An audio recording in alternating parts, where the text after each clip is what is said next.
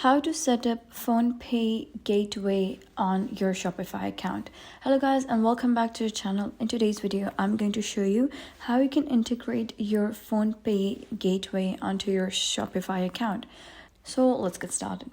First of all, you gotta sign into your Shopify account, and here at the left side, you'll be able to see a couple of options. So you gotta click on settings.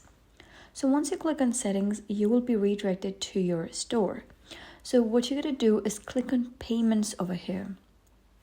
And once you click on payments, you'll be able to see payment providers that enable you to accept payment methods at a rate set by the third party. An additional fee will apply to new orders once you select a plan. And also there are some supported payment methods and payment methods that are available with one of the Shopify's approved payment providers. So what you're going to do is click on choose a provider. Now, in order to integrate Phonepe, you need to make sure that you're within the eligible country that supports Phonepe.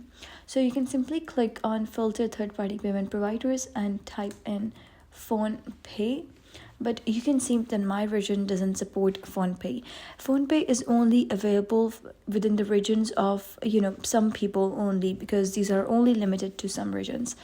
So you can try coming back and click on, add payment method and type in Phonepe.